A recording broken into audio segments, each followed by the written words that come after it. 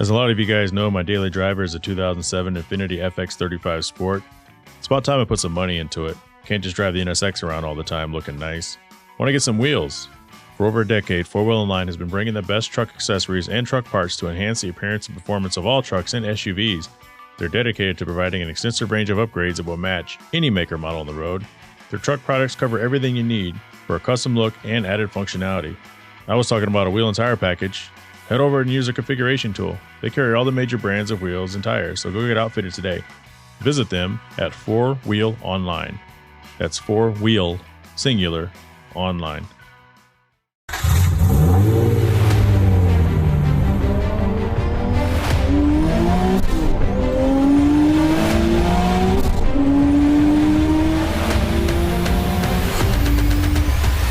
Welcome back to the Hard Parking Podcast, the other side of the wheel, brought to you by Right Honda out of Scottsdale, Arizona. I'm your host, Jay Finning. Hanging out with me today, not in studio, but on the phone, is a good friend of the show, Mr. Red Goodman. Welcome back to the show, Red.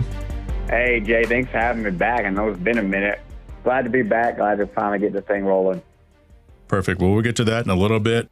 Just got back from San Diego, and I drove my Infiniti, the new one, the 09, and I shouldn't have expected anything to happen since I did the 2,700-mile road trip from when I picked it up. And, of course, I've said multiple times on the show, I dropped a couple $1,000s getting that thing situated. But one of the things that was pretty crazy about the car is the air conditioner. It gets ice cold. Even here in Arizona, where it's been 117, it gets ice cold within seconds. And that's, at least to me, I've never really had a vehicle that's done that, even with some of the rental cars that I jumped into. And so that's just kind of one of those weird things. And it would be nice if I had cooled seats.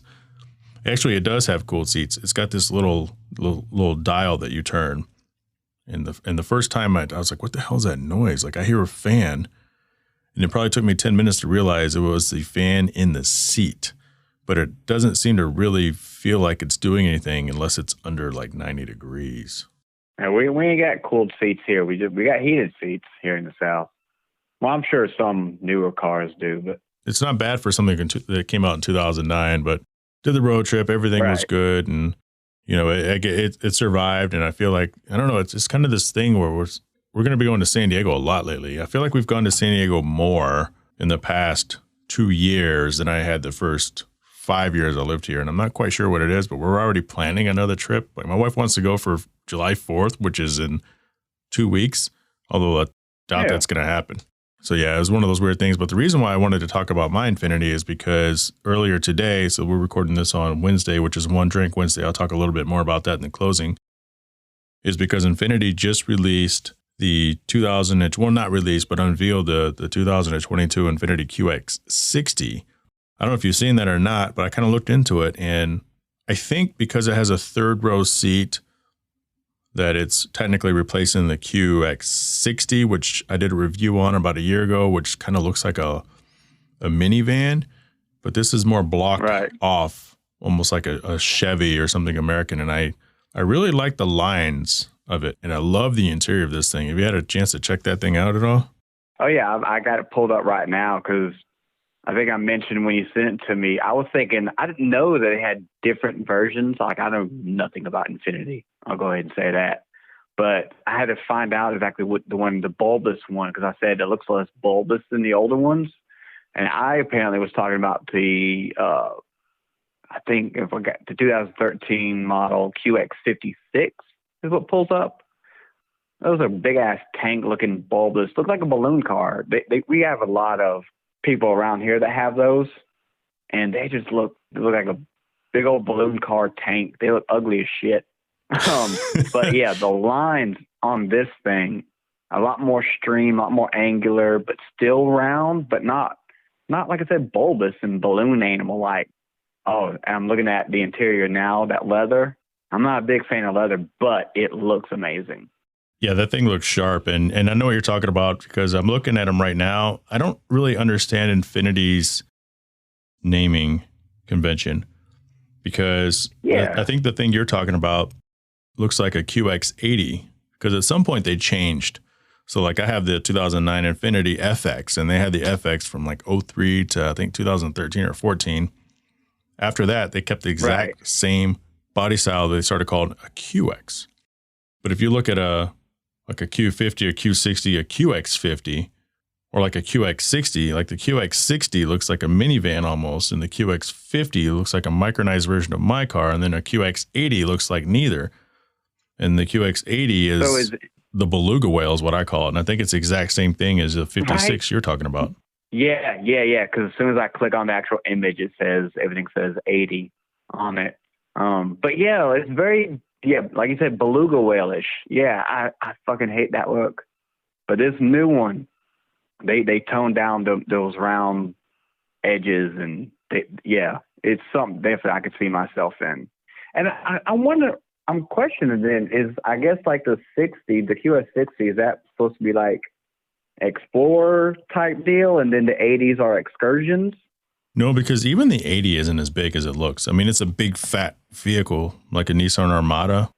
Okay. But the QX60 is, man, it's almost like it's almost like a Chrysler Pacifica, and the fact that it's supposed to be an SUV, although the Pacifica is a minivan, which isn't mini, by the way. Right. But it's their SUV, but it just feels like a minivan because it's kind of that long, roundish body. It's got the optional third row seating, and they just overhauled this thing. And I think it looks great. It almost looks like a QX80 and a QX60 got together because it's got the hard lines of the QX80 with the redesigned taillights. And it's got the kind of the front end of like a QX55 or QX50. I don't know if you're on the website, but they're closer to kind of what I have, but still not quite as aerodynamic looking, but just a little more snub nosed. Right. And I think this thing looks great. That's the 2022 QX60. Because I did a review on the 2000. I love how the back end slopes down. Yes, I like it as well. I did a review on the QX60 before, and I just freaking tore it a new asshole. A lot of the new SUVs coming out are getting that slope down look towards the back end more and more. Like Range Rover did it. I think, if you want, the Kia Soul kind of started it, in my opinion. This one's definitely not as drastic as any of those, but it's still there enough to gives it a little mean look to a little speed, at least look-wise. This thing is amazing looking. I think it's funny how they launched it with Kate Hudson. Oh God, did they really? I didn't see that. Yeah, they did like this video on YouTube, and it's like, what are we doing? And of course, half the video was Kate Hudson, not the car. So she's doing this little skit. But I just sent you the direct URL to Infiniti USA and the Flash player. And man, I mean, it kind of sweeps around the interior. I love the interior of the 2020 QX50 that I had for 12 days. This thing, it looks even nicer. Like, and car people, they got rid of the CVT and they brought back just the regular 9-speed 3.5 liter V6, which will make a lot of people happy. Oh yeah, that is nice. Not a fan of leather, but at least visually, it's a piece of work. That's for sure. It's a piece of art. By the way, before we jump into Red's Cars of the Weird, I wanted you to know I finally found an El Camino that I loved. I'm assuming you're about to send it to me, and I have a feeling it's going to be like a car that's on fire, or I don't think it's going to be something that's drivable. I have a feeling it's going to be, like when they send it to a scrap and they make it into a cube. I think it's going to have like an El Camino plate or an emblem. And okay, here's the deal. I have a feeling it's about to come my way. So you're right. You're right in a sense. You cannot drive this. It's a restaurant we went to in Florida. It's a Mexican scratch kitchen restaurant called El Camino. And this place was fantastic. Like, it was freaking delicious. And so this is not after even a damn car. It's not even a car. Yeah. No, this is after a day of day drinking. Of course. That makes even more sense. Yeah. Everybody that was with us that day said this place is fantastic. I had it queued up like. You said Del Rey? Oh, you know what? I think it is in Del Rey Beach. Del Rey. Yep. Let me see. I got it pulled up. That's it. Yeah. El Camino and Del Rey Beach, Florida. Mexican soul food and tequila bar. That place was fantastic. So if you're in Del Rey Beach, make sure you go to El Camino. You like Mexican food? I know you're huge on pizza. Oh, definitely my heart's on pizza, but yeah, I mean, who can't like Mexican food? I'm not a fan of hot food, so I don't do any of that shit, but Mexican's always good. Oh, yeah. I would say it was more savory. I'm sure they had some spicy options because here's the deal. This is going to sound terrible, but Mexican food is kind of like a few other cuisines, like Vietnamese food in a sense where I said, there's a ceiling. Like a taco can only be so good. And I've had great tacos. I've had shit tacos. But there's a ceiling. Like you can definitely have the best steaks and the worst steaks. The ceiling is high for steaks. The ceiling is high for seafood. The ceiling is not high for Mexican food. But I think that's fair. El Camino was great. Yeah, let's jump into your segment. It's time for Red's Cars of the Weird, brought to you by The Credit Mix. Fix your credit and fix your life. Text HP Credit to 737-4CREDIT. That's 737-427-3348. Schedule your 15-minute credit consult today. Again, text HP, like for hard parking credit. That's The Credit Mix with 2 E's. Fix your credit and fix your life. HP Credit to 737-4CREDIT. Red, what do we got for me? I got 3 things for you today, Jay. If you have the automated in-car navigator that predated satellites, basically GPS before satellite, which makes no sense, obviously, if you use those words, but it was like maps in your car and you used a scroll, essentially, and it took the early 1930s. Do you have it pulled up? Yeah, I have this pulled up. The article you sent me is called The Automated In-Car Navigation That Predated Satellites. Wow. Yeah, it says the concept of I'm just going to read it from the site. Concept, of the modern navigator can be traced back to the early 1930s and the creation of I'm going to assume this is ITER Auto, ITER Auto, manufactured by an Italian company based in Rome. The contraption was designed to be mounted in your car's dashboard and loaded with routes printed on long paper scrolls. Like, so these are like CVS receipt sized. Yeah. Yep, pretty much. Long ass CVS receipts. Hooked up to the vehicle speedometer, so the scroll would automatically wind in proportion to the distance traveled, which that in and of itself is pretty damn cool in my opinion. It kind of is. Yeah. The maps themselves would also include alerts of like incoming road features, bridges, level crossings, garages, hotels, all that kind of stuff. That's amazing. And obviously, it's on paper. So if you went past the paper, you kind of had to stop, pull over, what have you, take that scroll out. If you had the next one, you could put in the next scroll and keep going. And apparently it got popular enough that they did a wristwatch version. It says a few years later, in 1927, a British firm manufactured the Plus 4 wristlet route indicator, which is like an early version of a smartwatch running Google Maps. It came bundled with scrolls covering multiple popular travel routes around the UK. And yeah, so it was like a wrist version of this. Little bitty scrolls you had in like what looks like a matchbox, and you kind of take your routes that way. It's like I'm having a map on your wrist, and you're thinking this is like before World War II, of predecessor of smartwatches, like I said. That's crazy. That's just crazy, wild, in my opinion. It's insane, and it's kind of like going back to the last time you were on the electric car, right? The egg, yes, the little French egg. Yes. People think all this stuff is now. They've been trying to do this shit for years. And further down this article, they have the Honda electro gyrocator, which is kind of the same deal. Mm-hmm. Obviously, it fizzled out too. From looks like the 1981, the Honda electro gyrocator. I hope I'm pronouncing that correctly, but man, that's pretty crazy, man. So what else do we have? I want to go to do you have the flamethrower one? Jalopnik article, the flamethrower option for your BMW. Yes. So I came across this one today and I was like, hell yeah, if I can talk about flamethrowers for a car, why not? And it's not James Bond. But apparently I think it was in the 80s over in South Africa, late 90s actually. 1998 by Charles Forey. Oh, yeah. As a reaction against alarming rates of carjackings in Joburg. I'm assuming that's how it's pronounced. Could be. So they were having a lot of crime down there in South Africa, and this guy created side-firing flamethrowers, basically. Says for $650, a device was mounted, a pair of nozzles on each side of the car pointing out. The nozzles were fed by tanks of light propane in the trunk and activated by a combination of a switch and a small foot button placed near the gas pedal. So if you're in the car and you felt like you were in danger, you flip the switch, hit the button, and you burn whoever's attempted to carjack you or what have you. And there's a little video playing on top, and there's a video on YouTube I watched, and obviously it was just a mannequin. But yeah, you can for $650 you get flamethrowers installed on your BMW. That's a smoking deal. Yes.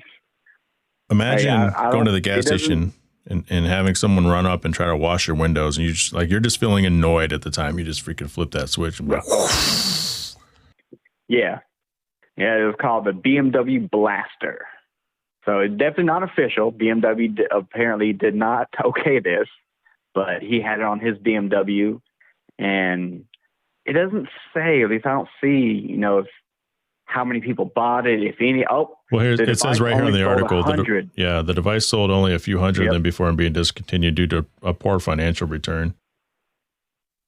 Yeah, I would imagine they didn't get used a lot because, heck, even if you're getting carjacked, then you're also a murderer. You killed somebody, I would assume, So this would have definitely. This would have come handy. What I'm gonna say is gonna be pretty polarizing here, and it's not meant to be. But imagine having this equipped during the riots where people just won't let you drive and pass. They just block the streets and they come and start beating the shit out of your car because you're just trying to get home and they want you to turn around. Man, definitely would make way, clear the crowd out for sure. So this is the flamethrower. You'd spend the night in jail, but you'd get home or get to work at least. Self-defense, flame on. Third vehicle. Right? What's our third article here? The Packard self-parking car, and all these seem to be from 1930s. The fifth wheel. Some people might have already heard about it. Parking assist feature on modern cars, might be a recent innovation, with self-driving, parallel parking, all that kind of good stuff. But back in the 1930s, a California inventor brought upon an ingenious spin that he termed the fifth wheel, demonstrating his glorious creation on a four-door Packard. The car's spare tire, back then they had a spare tire on the trunk or what have you, like Jeeps do. Mm-hmm. The spare tire lowers from its rear mount and raises the rear wheels, allowing the tail to swivel left and right, making it a snap to parallel park or maneuver in tight spaces. That's just cool because some people even today, even with self-driving, are garbage in parallel parking. I know how driving tests are in Arizona or wherever you got your license, but here in Carolina, we had to do parallel parking. That's the only time I've ever done it, just to get my license. I've never done it since. I don't plan to ever do it again.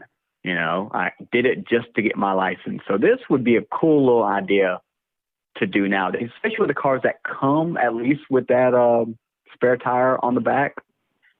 It's pretty neat. I like it. I wish it was on more cars. That'd be a very unique thing to see on the streets. That's for damn sure. So the inventor called this thing the park car, and he says it can be installed on any model.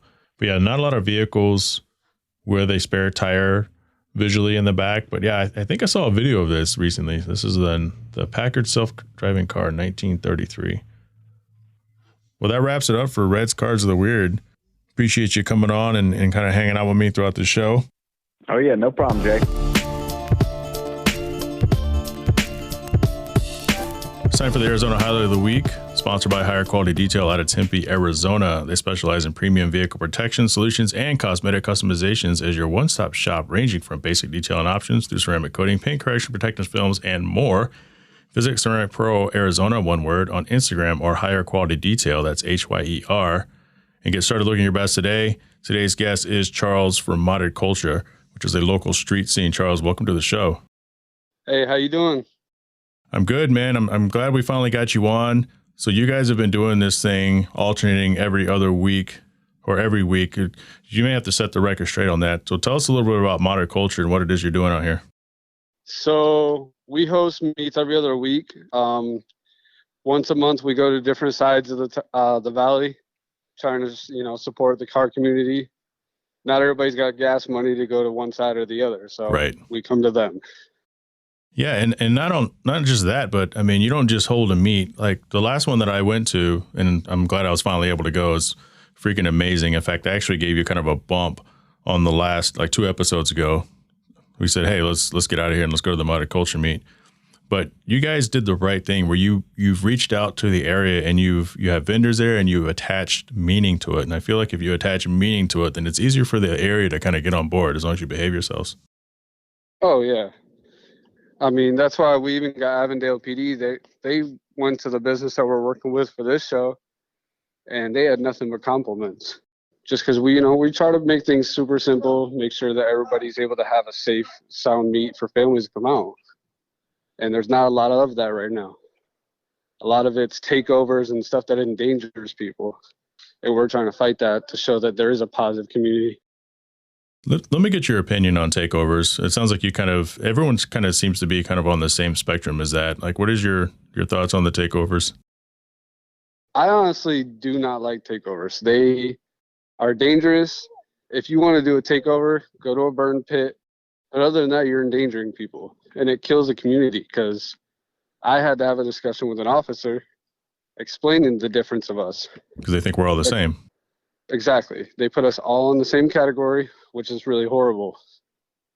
Because there's guys like us that just want to pop our hoods and enjoy some cars and meet some awesome people. And then you get the takeover guys and all they care about is going to an intersection doing burnouts all night. Yeah, and it's crazy because it doesn't matter. It's not like they pick a random intersection in the middle of nowhere. They pick busy intersections. Oh, they pick the busiest. And then they hype it up. People get hit at those car shows. Or not even car shows, takeovers. I'm just used to saying that. But, yeah, those events, those gatherings. Sure. I mean, 2 months ago, a kid got shot at one of those. They beat people up for hitting each other's cars when it's expected. Right.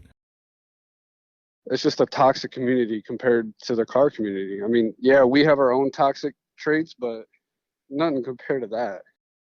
Right, because an argument, I understand, from the outside looking in, an argument could say, what's the difference between doing donuts in an intersection and racing down the street at speeds of excess over 40 miles an hour over the speed limit? And it feels like in one instance, in a vacuum at least, it's a controllable situation, and most people aren't going to be trying to speed with cars in the way and people walking. With the streetcar takeovers, it's to them, it's not even a thing unless they have hundreds of people in a small circle around a bunch of amateurs doing stupid shit in their cars. Yeah, and they're swinging it, saying that they're, doing all this crazy control. It's not controlled to do a donut. It's not. I can grab an F350 and do a donut. Most of them are one wheel spinning. Not to talk, trash or anything, it's true. But it's true. Yeah. That's no talent. Yeah. You want talent? Yeah. Go put a Hurst shifter in your car. Go put some adapters to drift and do that. Otherwise, it's not talent. No, I agree 100%. So let's talk about the Modern Culture thing a little bit, because I am probably not the first person to have said to you, man, this is cool. Good luck. Like I've lived here in Phoenix for 7 years, and there's been weekly meets, bi-weekly meets that have come and gone because somebody somewhere screwed it up. Or even if they didn't get in an accident, the local business owners got pissed off and called the police multiple times, and all of a sudden we couldn't do it. Like, how have you guys been able to successfully do this, and how long have you been doing it? We've been hosting for close to 12 months now. A lot of it was due to us communicating with the officers. A lot of it was communicating with the community. Right. We have built nothing but an amazing community and bond with people to where it makes it so easy to enjoy it. Not only that, I mean, you heard me last show. I come out with a megaphone, right. Make it super funny so people enjoy it. They're like, wow, this dude's funny. Hear somebody revving their car, I'll be like, oh, go to Home Depot. I got a better lawnmower than that. Just stuff to make them enjoy it. Yeah, and like I said in the opening, The one that I recently went to, I mean, you had vendors set up. There were food vendors, you know, Monster Energy was there with their drinks. And that's the first time, other than like an organized event like we have with One Auto and some of the organized car shows, that you see that. Like, you don't see that. And you guys are doing it. And it brings some validity to the scene. It's just an awesome thing. Yeah, and Monster Energy, I mean, they've made a huge help too. Because, I mean, they've given us ideas where to host. We get people like Detail Garage that wants to be a part of it. We're trying to build a positive community that's not there right now. We need it. So how long have you been in the Arizona car scene? Because one of the guys I passed said, "Hey, you know, that's Charles. I haven't seen him in years." I'm like, "Well, I didn't even know who you were till so recently." So it sounds like you've been around for a while. Tell us a little bit about your car scene here or your history here in Arizona. So yeah, I've been in the car scene for Arizona about close to 4 years now. I used to be part of Mopar Arizona, and then I was the president of it. I did the Clubs for a Cause when I was an independent host. I've been through a lot. It's just never really branded myself. Right. But once I met my partner and he put me to the next level, that's when people really started recognizing it. You were in a car club. Like, what are your thoughts now? I mean, obviously we're not dumping on car clubs because I think car clubs can be a very useful thing, but you know, what happened to you? You know, why did you decide to leave a car club? So I left the car club because just before I went on live television for Fox 10 for the Clubs for a Cause, they told me that I was no longer going to be the president of that location because they're a branched type of club. Okay. They told me they were going to bring down somebody from a different state to be the president because they wanted them to organize it, not me. Got it. Granted, I was only with them for 3 months, and they were shocked. Yeah. Because there was no chapter in Phoenix. So it's like an envious thing and like Nocturnal, right? Because they're all over the place as well, no, I think. No, it was... well, I knew it wasn't that club, but you know how... Yeah, they have chapters like everywhere. Yeah, it was Mopar US. So they never had a Mopar Arizona, and I made it. Right. It sucked. I mean, I was a little mad, but I threw on my NOS Energy shirt that they provided me and went on live. Well, I think it's working out good for you. So you're with your rebirth, your resurgence. What's the ultimate goal for Motoculture? Well, we're gearing up for our first Motoculture Fest, which is going to be our annual car show once a year. We're trying to make it to where we can travel to certain states. That'd be cool. So we're going to go by section. So Arizona's one section. We want to take Vegas, so that'll be more of a centralized location for the west side. We want to do, the middle, so Texas, and then we want to do Florida. We want to make it to where people know about Motoculture. And it's not just a brand. It's not just a car show host. It's a positive community that we're trying to build everywhere. Yeah, I think if you get on that, once you get on that path, it's sky's the limit, right? Because there's a few of them out there that do that, and they all seem to, draw in the big crowds and not the controversy. It's just kind of breaking out of that mold. And I think you guys are, from what I've seen in the 7 years I've been here, definitely headed in the right direction. You have the right mindset. A lot of people don't realize if you don't have the community support of your hometown, you're going nowhere. And that's why we put so much effort into our community. We've had a lot of things go on. People ask why we don't comment on certain things. Sure. We don't involve ourselves in things that would harm us as a community. We're just here to build that positive impact. Trust me, coming from the founder of One Auto, I was incredibly protective of the One Auto name and brand for the first few years because of that. And it's difficult. And I think you're in that situation where, certain car clubs may want to be, attached to you instead of being like Motoculture is everybody. And certainly I've recognized that. And that's the beauty of it. They want an exclusivity. And I didn't want One Auto to be attached to a car club because that's all people would see us as. So then when we do our events, that's all that would show up is that car club. And it's like, this is for everybody. And I think you're so far ahead on the gathering scene of that. And I think the sky's the limit. So if you ever need anything from me, whether it's from the podcast or, you know, you're part of the One Auto community as well, you know, so we have. Oh yeah, I'll show up to you guys' food drives and. Yeah, I mean, you're part of this. In any way possible. You're part of this, you know, so let me know how we can help out. And, you know, I mean, but you already know that. Oh yeah, and I'm never shy. I mean, that's what a lot of people don't realize. There's two parts of modded culture. That's it. It's the business aspect and then me. I don't know how to keep quiet because I like to talk.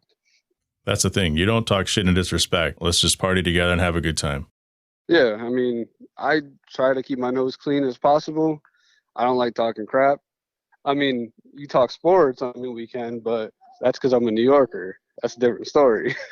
There you go. We're from New York. Originally upstate and then Bronx.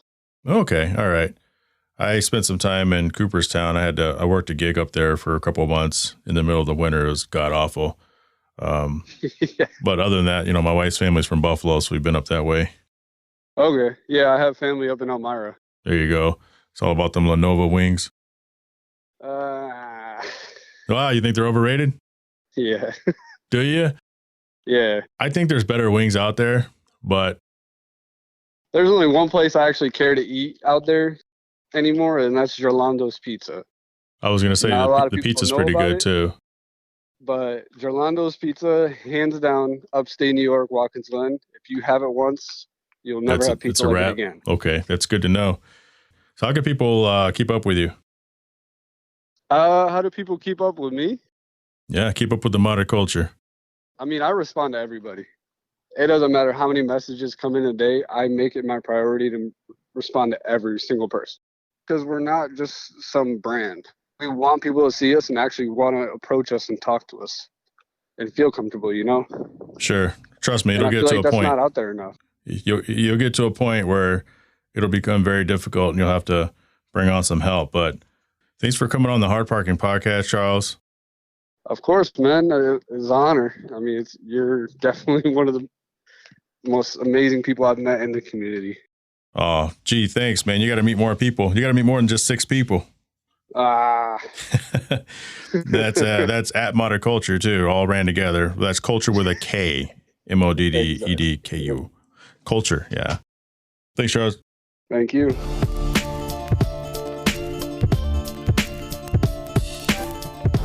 I really like what Charles and his partner are doing with Modded Culture. It seems around here there's always these car meets, and I imagine every city has the same problem where it's a good thing. It goes every week or every other week, and at some point the local businesses complain or somebody gets out of hand and hits somebody.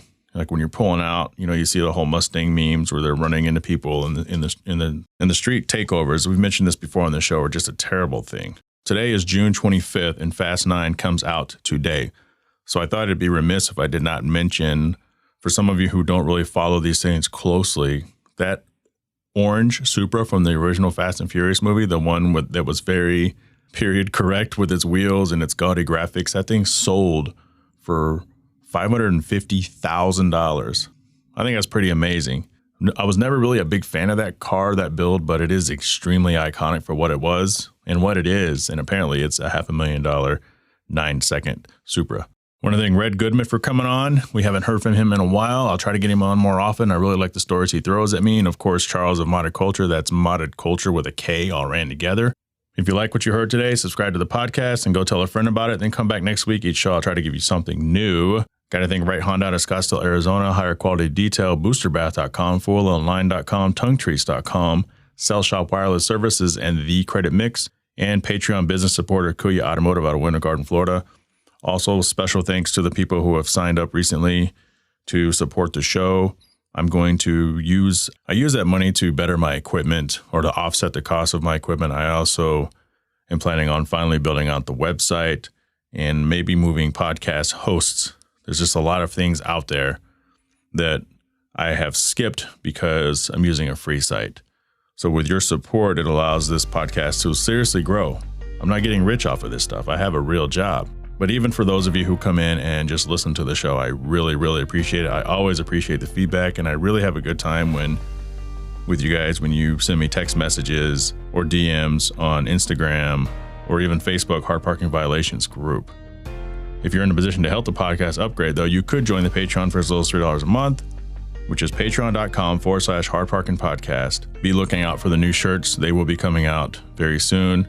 Special thanks to Wright Honda for carrying 80% of the cost on those shirts. Much appreciated. You can also support the show on Anchor for as little as 99 cents a month. If you have any comments for the show, hardparkingpodcast@gmail.com. I can't stress this enough. If you really like the show, please go somewhere and write a review. Whether you write a review on the Hard Parking Podcast Facebook page, you write a review on Apple. I'm working on Apple subscriptions. I plan to keep the show free. Don't forget about the Hard Parking Podcast, Hard Parking Media YouTube page. I really need to get to 1,000 subscribers. I am well under half of that. I try to produce good content for you. If you want to follow me on Instagram, you can reach me at NA2NSX or JTravels. That's JHAE_travels. Catch me on Clubhouse. Just look for me there under Jay Finning. I can't grow without you telling the world how good this show is. So let's do this. Let's grow this thing together. I'll talk to you all next week. Now it's stripping time. Hey, this is Levi Epps, hashtag Mr. Financial Freedom of the Credit Mix, here with a special offer for Hard Parking Podcast fans. If you've been living with less than perfect credit for having evictions, late payments, bankruptcies, doesn't matter what it is. If it's something that negatively impacts your credit score and you're not able to get approvals for certain things, or maybe you got to pay large deposits and high interest rates, we don't want that to be you anymore. We have a program that will legally get negative items off of your credit report and keep them off. And we have a special code for a free consultation to see if we can help you. Text HP Credit to 737-4CREDIT. That's HP Credit to 737-427-3348. Let's get you back on the road to financial freedom. Are you tired of blowing out your back at the bathtub while washing your dog, or subjecting your canine to a water torture bath while leashed up to a post outside? Now there's a far more effective way to wash your pet while saving your back and keeping your dog happy. It's called Booster Bath, a portable bathtub on legs. Head over to boosterbath.com, one word, and pick one up. Available in 3 sizes, this tub system features a drain, a soap cubby, and water controlling wand. This tub conveniently breaks down to be stored when not in use. Want to save 10% on your first time purchase? Head over and sign up today to make that happen. Boosterbath.com. Are you tired of your dog losing its cool in a thunderstorm or fireworks? You might want to look at tongue treats. TongueTreats.com. High anxiety relief, pain relief, inflammation relief. It's a direct connection between the tongue and the brain. Doesn't waste time going down to the stomach, where it gets broken down, enters the bloodstream, then to the brain eventually. By then, little Izzy, my dog, has been hiding under the house for like 20 minutes. The Tongue Treat CBD strips provide rapid results for your pet with the right amount of CBD, which is not psychoactive. It's important to test and verify your pet is getting the proper dosage. A single strip should be enough. Have doubts? There's certified analysis from a lab available on the website.